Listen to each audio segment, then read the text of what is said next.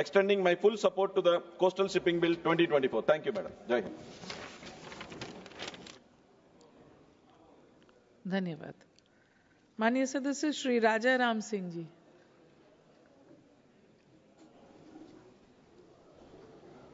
सभापति महोदया, ये बिल अपना पर्पस को शुरू में ही रखता है to consolidate and amend the law relating to regulation of coastal shipping, promote coasting trade and encourage domestic participation therein, to ensure that India is active to a coastal fleet owned and operated by the citizens of India for its national security and commercial needs, and for matters connected therewith or incidental thereto.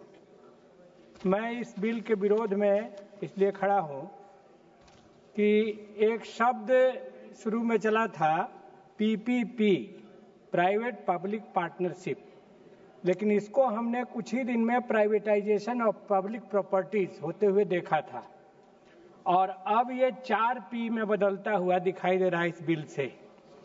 वो है public properties for private players.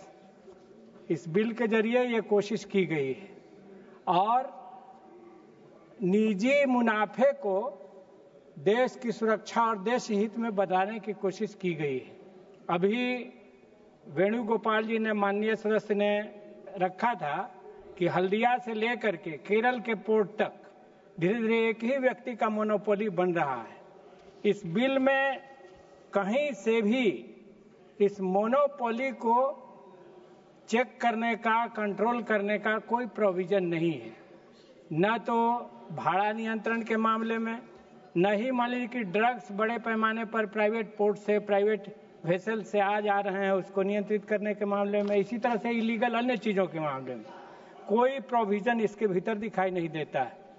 मैंने इसको पढ़ने की कोशिश की गई है और ये निजी मुनाफे को ही नेशनल सिक्योरिटी बताने की कोशिश कर रहा है।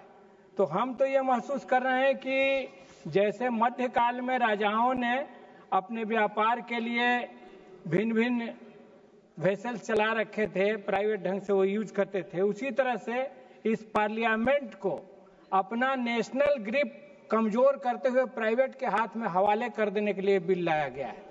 और सबसे दुखद बात यह है कि इसको कहा जा रहा है कि ये आज़ादी के 75वें साल में ये एक्ट हम स्वीकार कर रहे हैं। ये लगता है कि राष्ट्र हित और राष्ट्र की सुरक्षा से रिलेटेड बहुत बड़ा काम करने जा रहे हैं, लेकिन सब कुछ हम प्राइवेट हाथों में सौंपने जा रहे हैं इस बिल के जरिए, और इसीलिए मैं इसका कड़ा विरोध करता हूं, इसके खिलाफ मैं बोलता हूं। धन्यवाद माननीय सदस्य।